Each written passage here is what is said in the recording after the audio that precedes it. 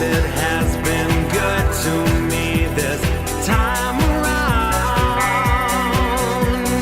Things were bound to change when it was found. Sugar never tasted sweeter on my lips. My heart is now intact and I can find no ribs. This is love, yeah, love. Never known true love before. Seen so many counterfeits that left me on the floor. This is love, yeah, love. All will come to those who wait. Time it cannot know the bounds, and eras don't dictate. Hello and welcome to the all-new Xander Gibb Show, the talk show that really does get you talking when we can get the audio cue to work and when we can get everything else to work. On the Xandermonium Network, live from an undisclosed location, bringing you the best in Patriot Radio and Patriot Broadcasting. I'm Xander Gibb, because who else would I be? Coming to you 1 hour early due to the daylight savings. Oh yes, sirree. On today's show, I get on my soapbox and tell you what I'm thinking about, and give you the chance to get on yours too in our phone in. And if our teleprompter starts working properly, we will actually get somewhere. Political commentator Mark Sutherland joins us to break down this week's hottest topics, and later Swoop from Swoop's World drops by. You can have your say in the live feed, and as usual, I'll be sharing your comments as we go, and you can call in when we get to that point.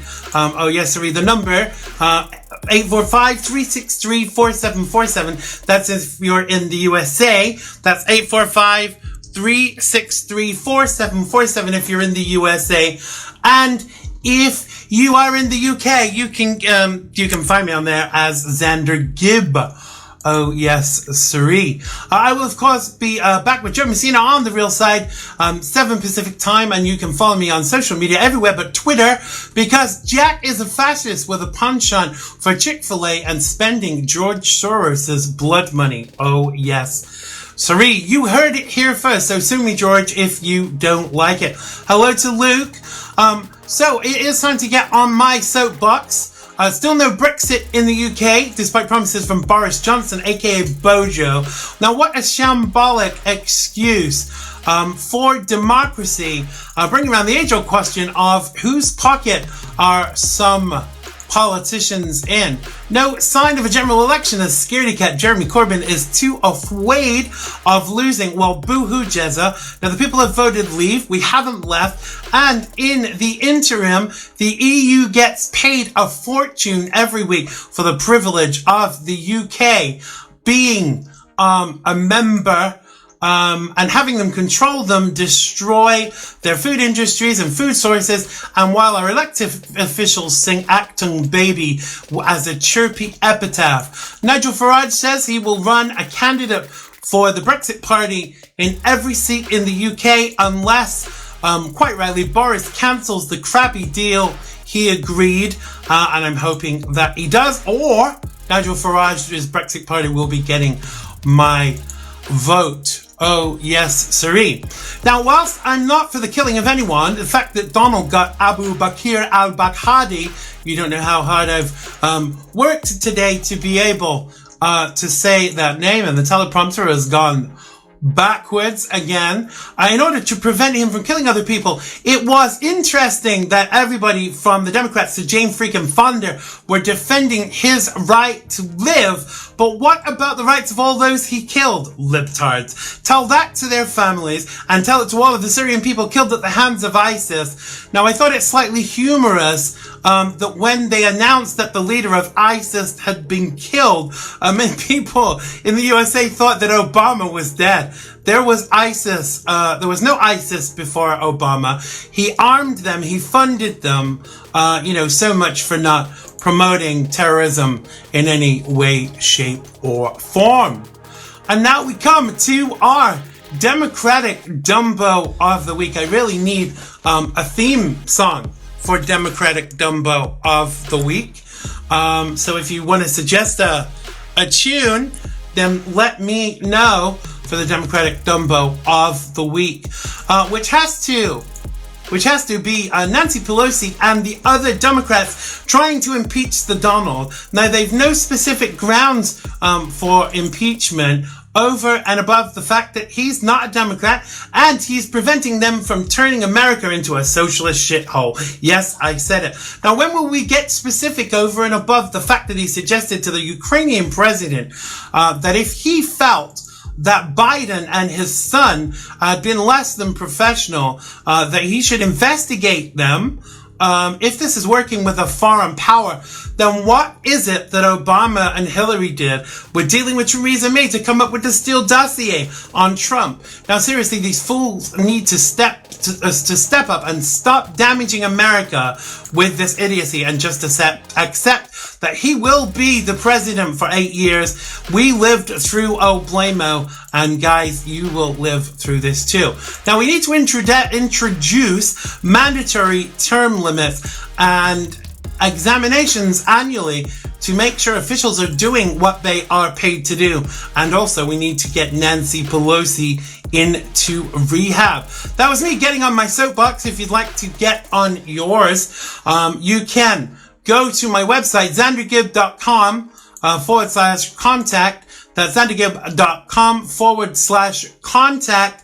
So we can get you on to talk about anything that is really bugging you. Oh, yes, sirree. So I'm going to go to the live feed now, if I can actually get into there. Hello to everybody in lots of live feed. Hello to Paulina. Welcome. Hello to Luke. Hello to Chet.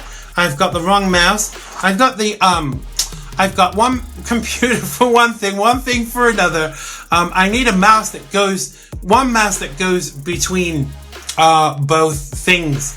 Hello to Patricia. Welcome to the show. Hello to Stephen. Hello to Gloria. She says, I just love the jingle and ad and the ginger and the yes. Sorry, I don't know what ginger is all about. Okay. Luke says, don't get me started. I think we're all a bit fed up with Brexit in the UK, and I'm sure you're sick of hearing about it in America just as much as in the UK. We are sick to death of hearing about the impeachment of Donald Trump, which, let's face it, is not going to happen because there's absolutely no basis for that to happen. Hello to CV. Hello to Nicholas Lindsay. Hello to Sharon. Hello to everybody else that's in the live feed. Hello to Swoop, who says, hey now. And he's going to be my second guest on today's show.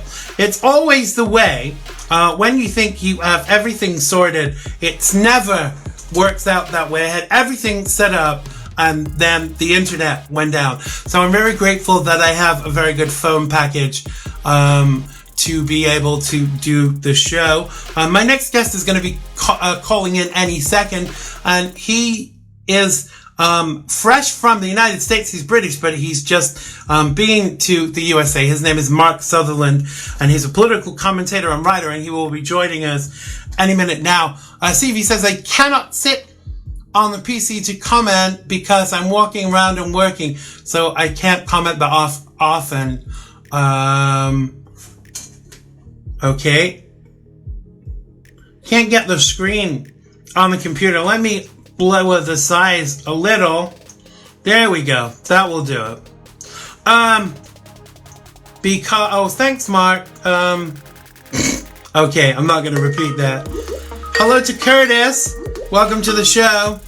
And this should be my first... that was my first guest, Mark Sutherland. If you'd like to call back, we will get you live on the show. Oh, yes, siree. Mark Sutherland. Mark calling Xander. Please call back. Oh, yes, sirree. So what are you all doing out there on this Friday night? There's been a lot of fireworks going off in the UK. You'd think it was the 4th of frickin' July, but it's not. It is the 1st of November. Here we go. Welcome back. Welcome back to the show, Mark Sutherland. How is the world with you, sir? The world is okay. It's okay, sir. In my world, I don't know about in the real world, having just hot-footed it off from nearly 3 weeks in the United States of America, which has been an amazing experience. Yeah. So yes, I have travelled to quite a few cities. Yeah, I get the impression that you really don't want to come back to the UK. No, I don't really want to come back, if I'm honest. No, so, absolutely. We'll discuss that off air. Yeah, absolutely. Well, I just mean from the perspective that, America is such a great country. And to all the Brits out there saying, if you don't like it, mate, you know where to go. Yeah, I do. And it's going to come a calling. Absolutely. I think, out there, people get it. We can discuss globalism. We can discuss the New World Order. We can discuss what's going on because a lot of people actually get it. There are a lot of people over here get it, but it seems as though that that's limited. Well, that's on the whole is limited to outside London. Within London, within the leaves of power, people don't want to get it.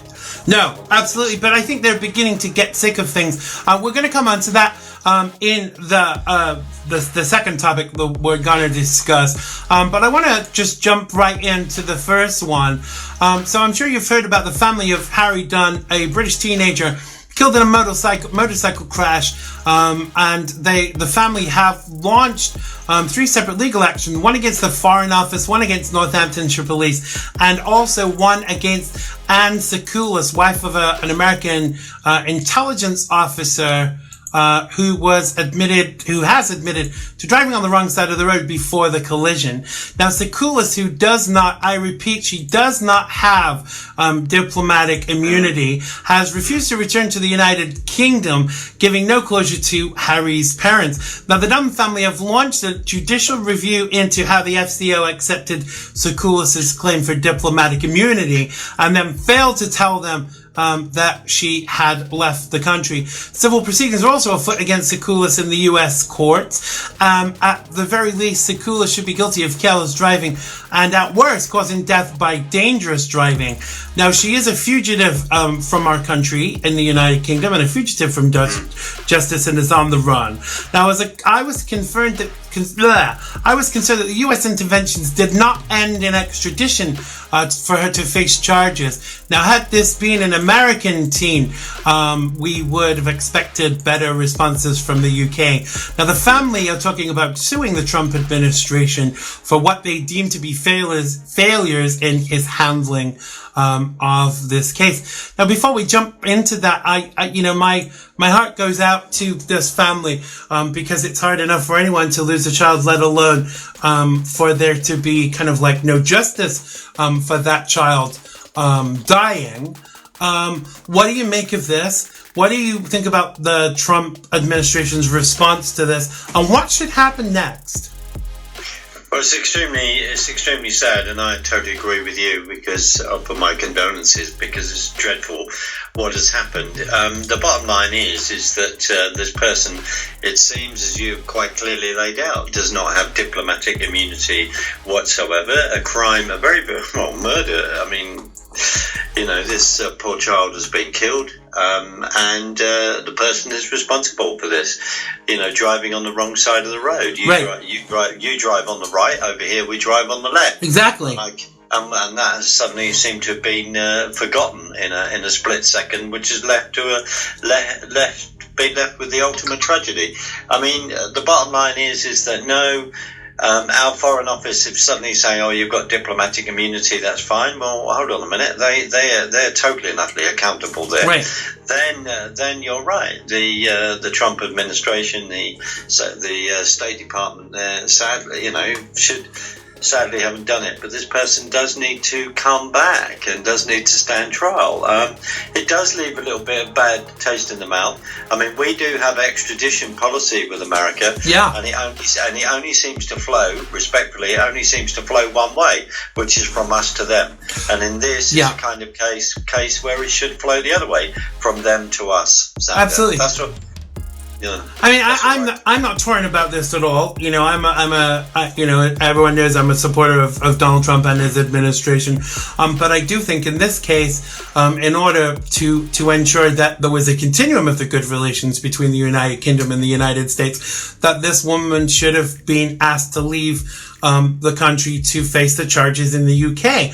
Now, when the Dunn family went to the White House, Anticulus was suddenly produced. I don't think that was a good idea.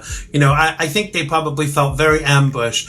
And for me, the huge concern with all of this is, you know, there's still a young boy on a slab that was killed because of someone's incompetence and failures. Because for me, you should not be on the road in any country if you are not able to read the rules of the road. And one of those things is which side of the road to drive on.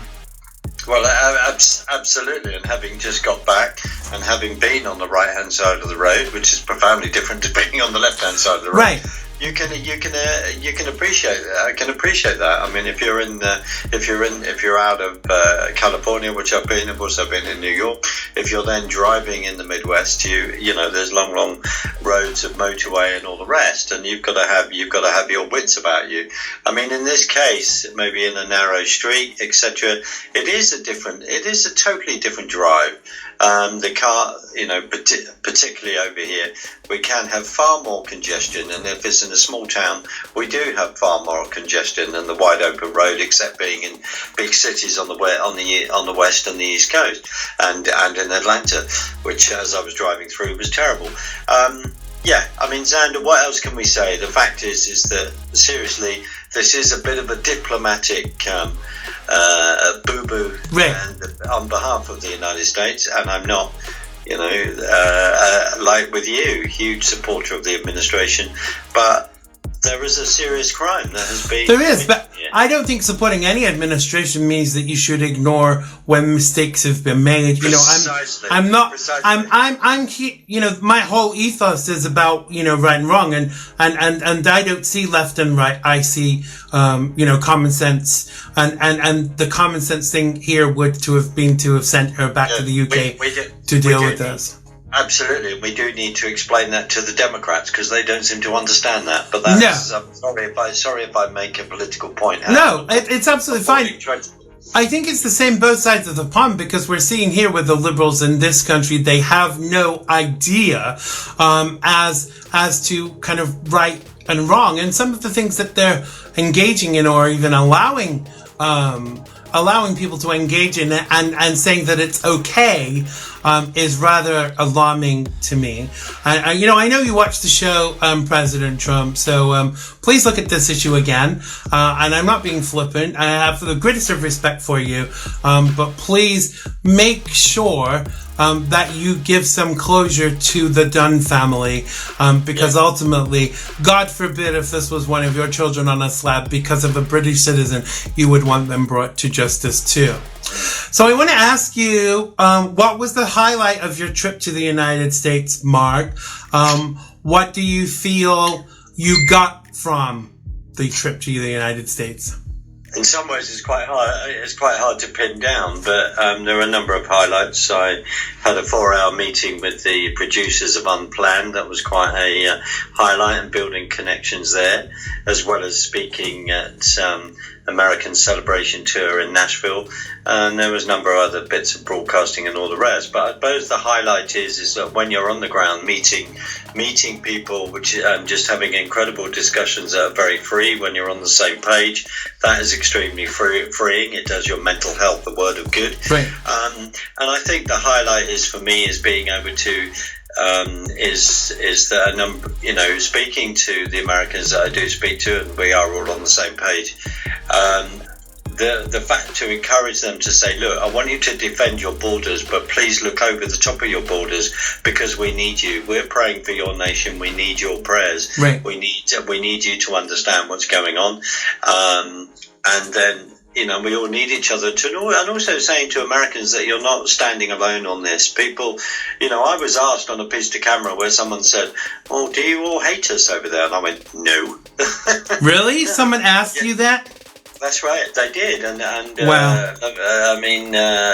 Lovely Christina, who was interviewing me then, when I was at the American Celebration Tour, just said, you know, do you all hate us over there? And I said, no. I just looked straight down the camera and said, no. And just trying to give an explanation. I mean, you know, it's disgusting when the leader of the opposition over here wouldn't stand next door to the president in regards to celebrating the 75th anniversary. I'm not prone to swearing on my show, but the leader of the opposition in this country is a dick. You know, in the language that Americans would understand, you know, Jeremy Corbyn. Absolutely. So you have Bernie Sanders, we have Jeremy Corbyn. That totally segues into what we need to talk about as well. But it's been, I'm very grateful to be able to do that. I'm very grateful to be accepted, to be listened to, and to be affirmed and encouraged by everyone that I have met. And I'm very, very grateful for that. Over here, we don't seem to find that.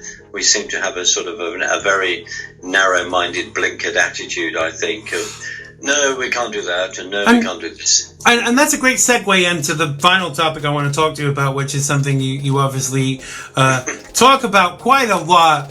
After yet another failure to ensure that the UK leaves the EU via a process termed as Brexit, Boris Johnson has said he is prepared for a tough general election battle after MPs voted overwhelmingly in favour of holding a pre-Christmas poll. Now, the Conservative Party voted against complacency. Despite the party's commanding lead over Labour, he is aiming to restore the party's common majority lost by Theresa May in 2017, so he can end 3 years of deadlock, that was Freudian,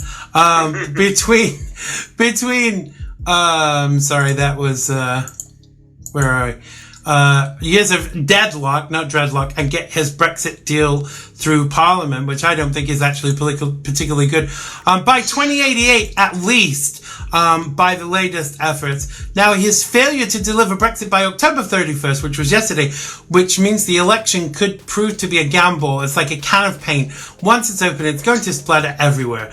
No one really knows how it's going to turn out, one Conservative MP told the FT. Now, Nigel Farage has vowed to fight every seat in the UK if Boris doesn't drop the dreadful Brexit deal he's put out with the EU, which is unfavourable for the UK, and I, for one, will be backing him. At the moment, I feel he is more conservative than the Conservative Party, and with a nationalist approach, he, as far as I'm concerned, is on the right track. So, first of all, Mark, we were supposed to be gone like months ago. We were supposed to be gone yesterday. We still haven't gone. Hello to Zal. We still haven't gone. What the frick is going on, dude?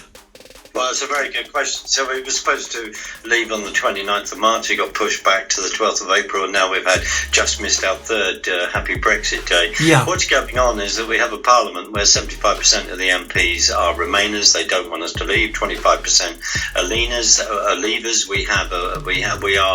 We are at civil war with our own parliament. They do not want us to leave. They do not want to respect the people's decisions. So it's a bit like in America, where they do not want to respect the 65 million Americans, mainly in the insulting phrase of the flyover states, voted for President Trump. He's the duly elected president. He is the elected president. Absolutely. So the parallels God bless Donald Trump. Yeah, absolutely. So the parallels are the left over there don't like what they've got, so they're going to shove him out. They want to try and get rid of him because they've got no policies. Over here, the bottom line is this, is that when we look at where the money is, we have to raise some very, very serious questions. It's very interesting where the Liberal leader, Joe Swinson, or Joe Swimwear, as various people call her, Joe Swimwear. Her husband works for some organisation called Transparency.org, looking for for fraud and money and all this kind of thing.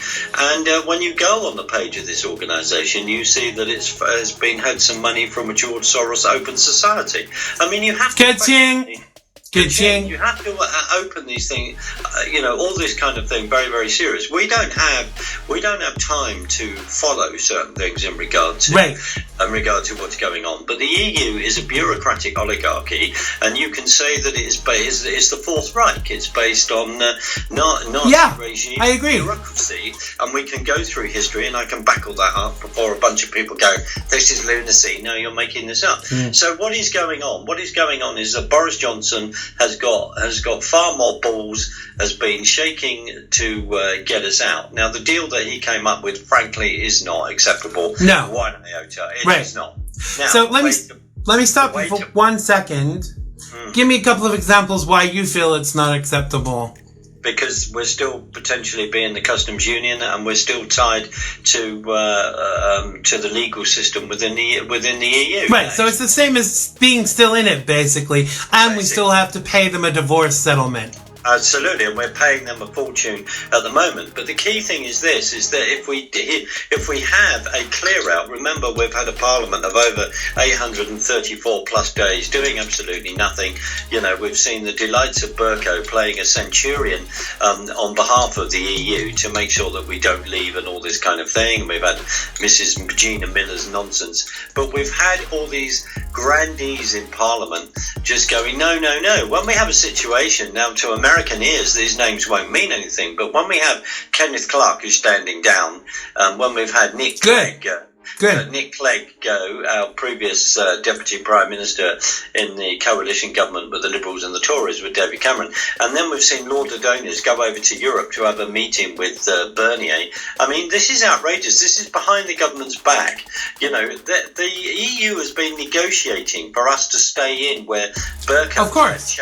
Rat lines open and all this. They do not want to respect that. They have forgotten, after 45 years, they've forgotten how to run the country. We were taken in 1973 and we lost our sovereignty. And to me, the most important thing, this is a sovereignty issue. It's 27 commissioners unelected, run the EU. This is what it's all about. So I have constantly, my American friends go, why don't you just leave? So finally, if Boris gets a massive mandate, wins seats, wins a majority in three-figure numbers, then my advice to him very clearly, and he would do this, I hope Cummings will tell him, is that he will rip up any deal and say we're now leaving. Right. He and Farage have got to have a discussion about what seats they do. They do, because I think that Boris is gonna have a problem winning this without some help from Farage. Now, I don't think Farage wants to be the prime minister, but what I do think is that he doesn't want, like the rest of us, he doesn't want Labour to get in. Because let's face it, there's such a self-serving shower that America would, that England would turn into the shithole country that we're trying to avoid in America. Because this is what happens when liberals get in with the socialist ideology, and let's face it, Jeremy Corbyn is a socialist, and if he's a what? He's a mark. Yeah, which is worse. Yes, yeah. Well, socialism always leads to communism. He basically has been an agitator. He's a wonderful protest type person. He believes in his own words and he believes his own hype. But he has always been against the EU all his life. And absolutely. That has to be noted as well. And we often think that he went into the voting booth and he actually voted to remain. As someone that they've all got at him. All the lefties have got at him. And now we're going to put up with a period of fake news over the next few weeks as we lead up to the 12th of December. Absolutely. And we have to hold our nerve and just pray that he wins by a landslide. And the thing is, who are we to say this to Nigel? We understand, but Nigel, in the past, made, in my opinion, a big mistake by stepping down from the leadership of UKIP. I can understand how tiring and all the rest it is. I respect that. But they need to have a chat with the Brexit Party, because in many ways, if the Brexit Party go for certain Labour seats, we got to remember people like Yvette Cooper, Jess Phillips, they're in majority Leave leave constituencies, and these are people that have voted and done whatever they can to stop us leaving the EU ever since. Absolutely. I'm sorry to stop you in mid-flow, Mark, but we really have to stop because not at all. my next guest is in the green room. Tell people very quickly where they can contact you and find out more about what you're doing. Obviously, coming very soon. Mark's home website will be up and running very soon, so you'll be able to get him there. But in the interim, tell them where they can find you. Well, they can. There is a website presently, www.creativehubproductionslimited.com. You can find me there. Find me on Facebook, Mark Sutherland. If people want to email me, I've got no problem with that. Mark Sutherland 26@gmail. Just no naughty pictures, ladies, okay? Because he doesn't like them.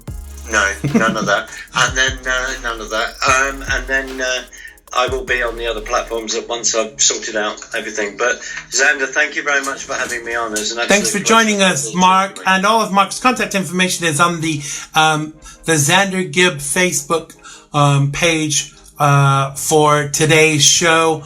And thank you very much, Mark. Have a great weekend, and I will speak to you and see you very soon. Thanks a lot. Take care. Bye. Bye. That was Mr. Mark Sutherland with an eye both sides of the pond. My next guest should be calling any second. He is Swoop, the host of Swoop's World, and he's going to be joining me to take a look at the hottest of topics. Oh, yes, siree. See, I'm so glad that my brain is very quick thinking. When I realized that the internet was down, I was like, what am I going to do? I need to do the show. But we decided we would just do it on the phone.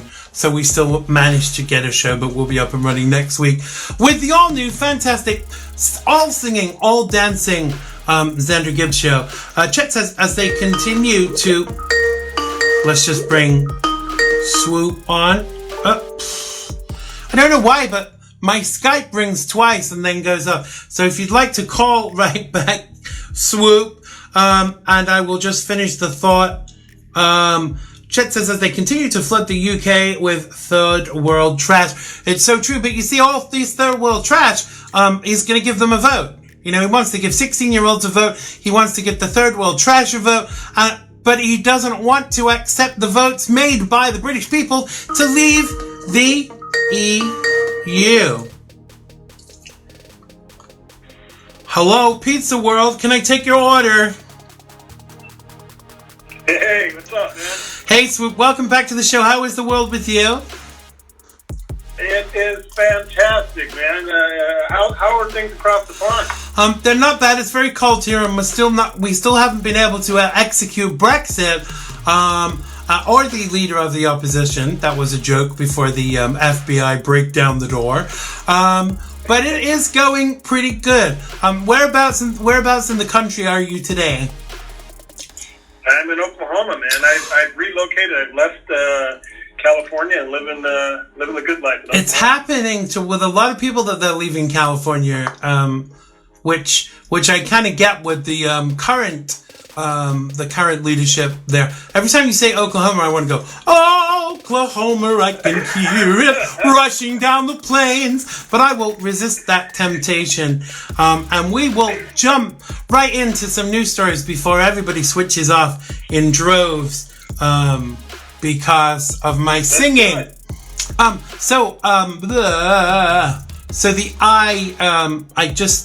I've got two what's-its. I've got two mice, and I keep forgetting which one to use for the teleprompter. So the ISIS leader, who was killed this week, and the left defends him. His name is Abu Bakr al-Baghdadi, who led ISIS to kill and enslave thousands and seize territory the size of Great Britain across Iraq and Syria, and he was killed in a raid early on Sunday morning.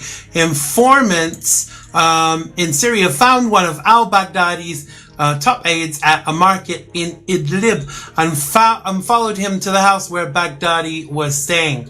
Now, Army Rangers and Delta Force operators flew from Iraq on 8 helicopters to the compound where they met with small arms fire upon landing. Under al-Baghdadi, ISIS also known as the Islamic State, ISIL, or even Daesh, killed and enslaved thousands of people and held the territory in Iraq and Syria from 2014 to 2019 after it was at its peak, the size of Great Britain. The operation to capture or kill al-Baghdadi honored an American aid worker, Kayla Mueller, who was captured by ISIS in Syria and later killed. Now, details of the operation continue to emerge. Al-Baghdadi is said to have detonated a suicide vest as he hid in a tunnel in his compound, killing himself and 2 children who were with him, according to Marine Corps General Frank McKenzie, head of U.S. Central Command. Now, earlier reports detail that the children were killed, and that they were also his children. Now, the left have gone mad about this swoop from the perspective of, oh, this poor man, he's a right to his religious beliefs. I never realized that killing people was a religious belief. Did you? No, and this is interesting about the left is, what are they worried about? I mean, first of all, the guy who's a murderer. He killed some kids just now. He killed himself, so we didn't kill him. He killed himself. Yeah. He was swinging. He would have been captured or killed anyway. But what are they upset about? They're upset that somebody as horrible as this is no longer with us. Or right. Upset because of the current administration is the one that gets to take credit for it. Obama took credit for Osama bin Laden. Donald Trump takes credit for this dude. It's good they're both gone. Yeah. Who cares? Absolutely. Didn't you think it was funny that some people, when it was announced in the United States, when it said the ISIS leader had been killed, didn't you think it was funny that some people thought that Obama had been killed? I mean, let's face it, because he was the ISIS daddy. I mean, there was no ISIS before there was Barack Obama, and for Susan Dirty Rice to have said, oh, Donald Trump should never have done this without clearing it with Barack Obama. What the hell does it have to do with Barack Obama? Deep State Barry, Bathhouse Barry, you're gone. You're history. Bye-bye. Worst president ever. I don't understand why that was. I did hear that. I don't understand. When do current presidents advise past presidents of something they're going to do or get their blessing or whatever? I mean, you're in charge now. Whoever's right. in charge now gets to make the decisions. You're no longer in charge. You don't get to make the decisions. And the thought that we still should bow down to past presidents makes absolutely no sense. No, for sure. But clearly the left are deluded enough to think that we give a flying frick what I said frick, don't write in. What Barack Obama actually thinks. And I said at the foot of the show in my opening monologue that I'm really not for killing anybody. But if you kill someone to prevent them from killing other people, but you actually hit the nail on the head by saying that he killed himself. If you detonate a bomb, you've killed yourself, haven't you? Really? Yes, they call it a suicide vest for a reason. Yeah, exactly. I'm thinking of getting one for my mother-in-law for Christmas, but I wonder if she'll put it on. I'm joking, Mommy, if you're listening. I really am. Do you think that part of the problem is that they're pissed that nobody told Nancy Pelosi that this was going to happen? Well, we're in a situation now where you have neither party is really working on behalf of the country as a whole. There's so much stuff going on between the two parties, or between the two, heads of these parties, whatever you want to call it, that a lot of stuff that could have been discussed in the past is not going to be discussed. You can't call somebody a criminal and threaten to impeach him since the day he was elected, right, and then expect him to call you and say, hey, by the way, I can track this guy down, and this is what we're going to do. You put yourself in that situation. So of course he didn't call her. He said it's because of leaks. Whatever. It may be because of leaks. I think it's a big F you. It's more of a big F you to her, and then he concerned about leaks. You can't tell me she wouldn't have tried to call him. That situation. You can't tell me she wouldn't have tried to call him. I mean, he either her or Adam Schiff. She would have told Adam Schiff, and he would have been trying to get, Alu Bach, whatever the hell his name is. They would have been trying to get his unlisted number to tell him that, they were coming to get him. I don't think that the Democrats are trustworthy with information relating to national secrecy issues right now. Well, there's so many leaks in this administration. There's just so many leaks, and I think when you have you have people on the ground that are involved in actions that can lead to death, you need to protect those people. You do. We've seen things get leaked out constantly since day one. Yeah. So there are going to be sensitive situations where people, it's on a need-to-know basis, and some people just don't need to know. Exactly. And Shifty the leaker, I mean, let's face it, he shouldn't even be in office. He should have been fired like years ago. But what do any of these people actually do? I was just laughing at... They suck up all the taxpayers' money and live good lives. Exactly. That's how we should live. Exactly. I was just laughing at what Steve E just said in the live feed. He said they would have leaked like Hillary's Depends leak. Allegedly. I don't want suiciding. Just for the national record, guys, I'm totally against suicide. So if I ever turn up suicided, you'll know it's something to do with the Clintons. But we'll touch on that another time. I want to move to our next topic while we still have some time. So not content to merely silence conservatives on their site, Twitter announced on Wednesday that it would no longer allow political ads on its service in response to the fact that Facebook has a policy allowing political ads even if they contain false information. Democrats. We've made the decision to stop all political advertising on Twitter globally. Jack Dorsey, CEO, said, munching his way through $100 worth of Chick-fil-A. No, he wrote it actually. In a series of messages on Wednesday, he said, "We believe a political message reach should be earned, not bought." Why? A few reasons. A political message earns reach when people decide to follow an account or retweet. Paying for reach removes that decision, forcing highly optimized and targeted political messages on people, we believe this decision should not be compromised by money. While the internet advertising is incredibly powerful and effective for commercial advertisers, that power brings significant risk to politics, where it can be used to influence votes and affect the lives of millions. The internet political ads present entirely new challenges to civic discourse, machine learning based optimism, and of messaging and micro-targeting, unchecked misleading information, and deep fakes. Translation: George Soros is paying us already, so we don't need any more advertising revenue. All at an increased velocity, sophistication, and overwhelming scale. Dorsey also said that a few exceptions would be made to benefit the Democrats, obviously, citing ads in support of voter registration, but not with those with voter ID suggestions.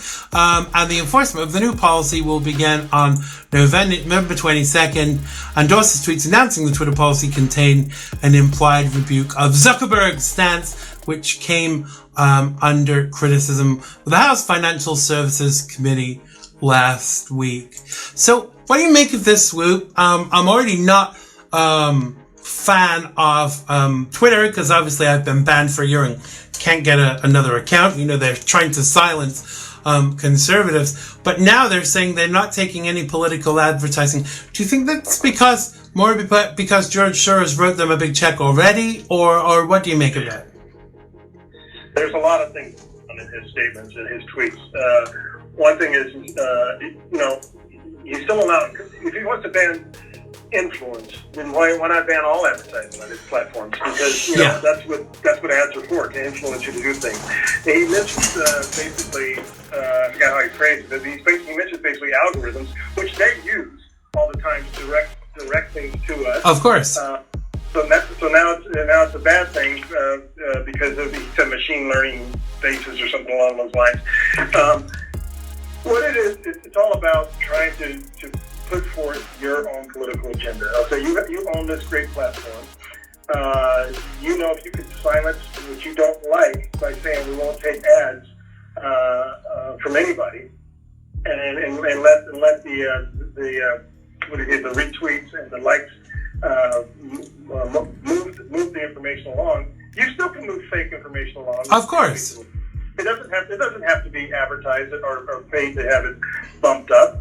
So his reasoning behind it has nothing to do with his altruistic whatever he tried to paint, the picture he tried to paint. His reason behind it is he strongly believes that he has a political belief that can sustain not having advertisement and shutting down the voices he doesn't want to hear.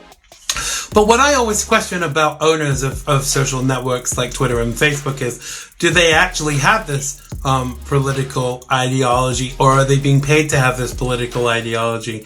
Because, you know, someone was telling me today that Facebook was actually set up by the FBI originally. So I wonder whether the motivation is financial or whether they really have these ideologies, because I'm not sure. Well, I think it's both. I think, you know, these guys have they've made more money than they ever dreamed of making. You know, with these platforms.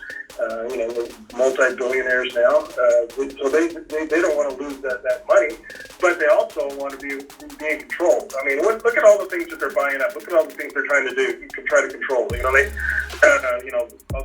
Facebook owns how many different platforms? Instagram, this, that, and the other. I heard, you know, they buy up.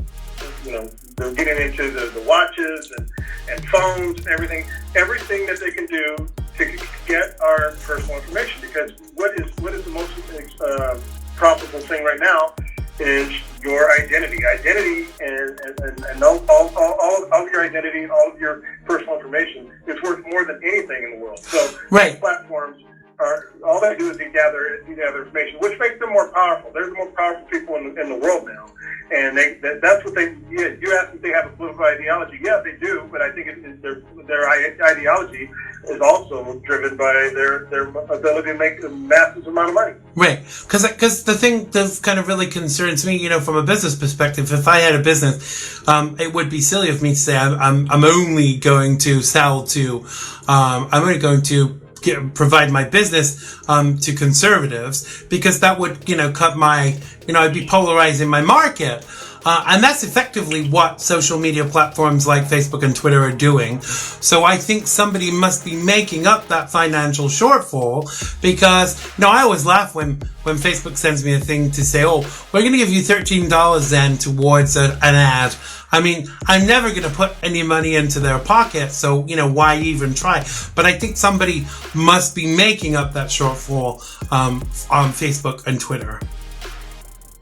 It's not, I don't know if it's when you're making billions of dollars. I don't really think it's a shortfall. I think it's the cost of doing business and the way they want to do business. You know, right. They could care less if they don't think that there's that much money out there for them by embracing everyone. You know, they can embrace a large segment of the population and make a fortune, which they've already made. I don't think they even worry about whether or not they alienate part of the population. Wow.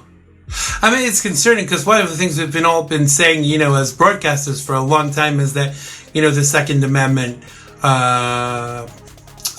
First Amendment should not end at, you know, the right to free speech should not end at the keyboard. When companies like Twitter and Facebook are taking advantages of all these tax breaks, why is the government not coming down on them and saying, hey, you know, you can't do this? You know, the baker got into trouble for refusing to sell cakes to gay guys. So because of his ideologies.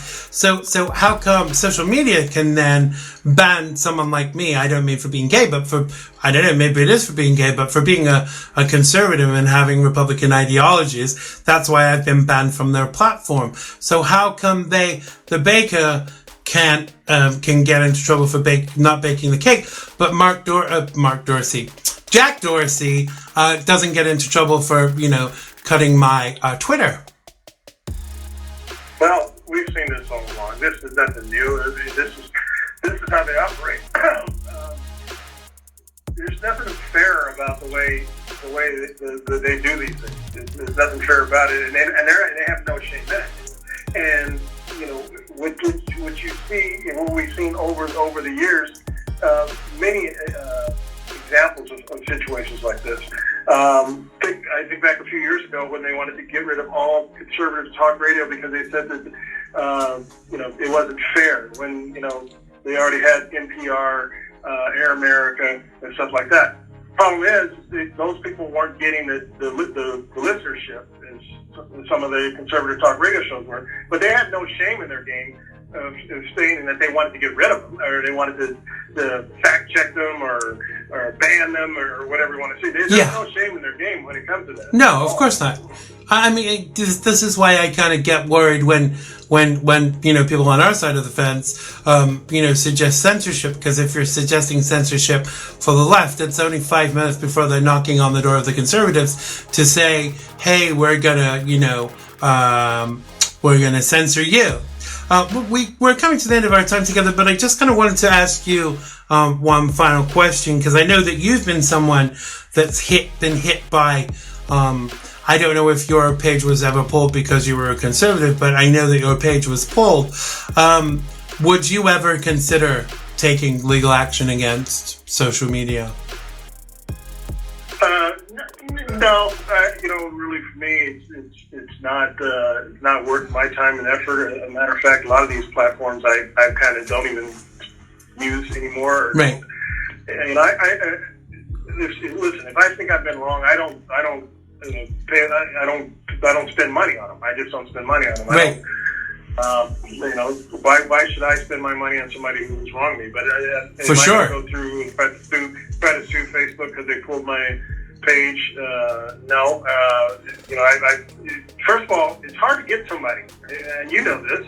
You're sending messages into the ether, and then somebody or something will respond to you, and you provide them all the stuff that they ask for, and nothing changes. And you try to pick up the phone and call somebody and have a conversation with somebody, and you can't get through that way. Yeah. They pretty much put themselves in this little bubble, and they control it. Absolutely. Private company, so screw them. Watch out. Bless them and not click on the sponsored pages. Yeah, watch out, Jack Dorsey. I don't know why I keep wanting to call him Mark Dorsey. Watch out, Jack Dorsey. See, you're Scottish then, Jock. I'm coming for you. And on that note, thank you so much for joining us today, Swoop. I got a little bit carried away with my Dorseys there. Tell people where they can find you and when they can hear your show.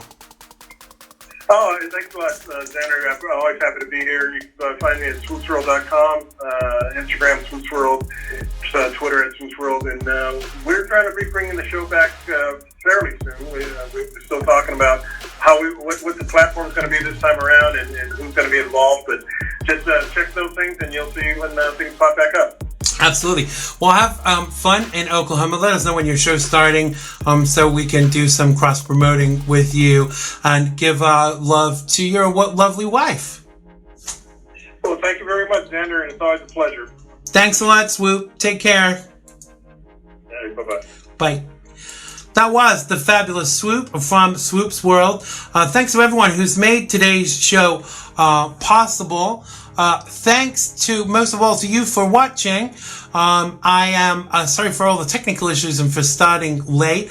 Not had your fill of the Gibster. You can catch me on the real side later, 7 Pacific, 9 Central, 10 Eastern, and 3 a.m. in the UK. So grab a cup of tea and stick around for that.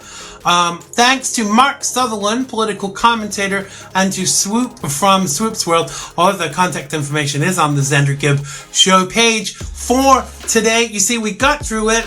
We didn't need the internet. We managed to do it with just the phone. So, Satan, you didn't win. Oh, no, and I don't mean Mark Zuckerberg or Jack Dorsey. Please, before you go, please click share. Thank you, Martha. Thank you, chat. Thank you for everybody in the live feed. Make sure you share the show before you go. I really do love you all, and I will be back with you next week at the same time, and we will hopefully have the internet and not be looking like the Blair Witch. I love you all. Bye-bye. It has been good to me this time around. Things were they were bound to change when it was found. Sugar never tasted sweeter on my lips. My heart is now intact, and I can find no ribs. This is love, yeah, love. Never known true love before. Seen so many counterfeits that left me on the floor. This is love, yeah, love. All will come to those who wait. Time it cannot know the bounds, and eras don't dictate. Click the bell button and subscribe to keep up with the Xander Gibb Show. Oh yes, sirree.